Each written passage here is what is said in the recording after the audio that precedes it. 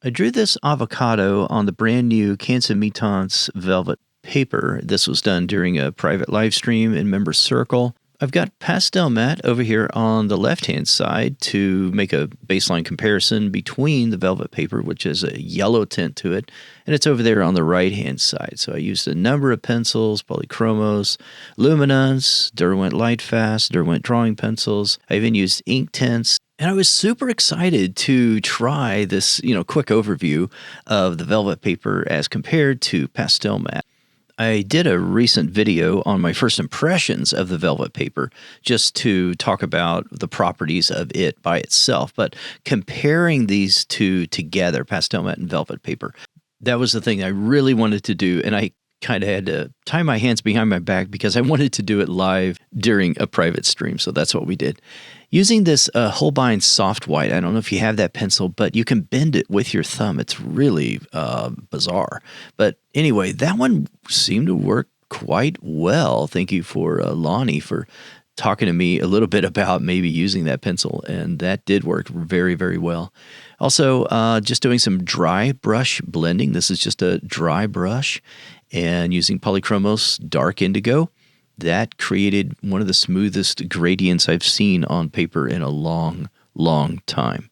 So this paper just handled exceptional with opacity on certain wax-based pencils, the blendability that I was able to achieve, and I went ahead and started this demo using a Polychromos pencil for the dark green, and then I employed some of my Derwent Drawing pencils for some of the brown colors, reds, and more neutrals.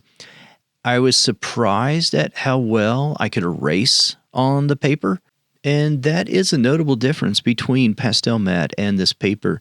Pastelmat is slightly more difficult to erase on. I don't feel like that I'm going to eradicate the tooth of the paper when I'm erasing on the velvet paper. So using a Pablo pencil and then a Luminance pencil and just trying to see what some of the variability might be within some of these different properties of pencils. Now, if you've not checked out that first impressions video, I'll have that linked up below, and you can check that out if you want to. I'm not doing a comparison between another paper, but I am giving my first impressions of the paper and also talking about where you can purchase it right away instead of waiting until it's available in the United States. I'm using Solvent on the surface, and it works so easily. It is comparable to using Solvent on Pastelmat, where you can paint with it on the surface. It doesn't just absorb down into the layers of the paper and sort of disappear. So you do have that option of just using one or two layers, a very light application layer, and then using solvent on top of it, and you get a lot of mileage out of the solvent, where certain other papers, more traditional cotton-based papers, you're going to have to get a fair amount of layers on your surface first before you start applying the solvent. But that's not true with this paper. Pastelmat's very similar in that regard.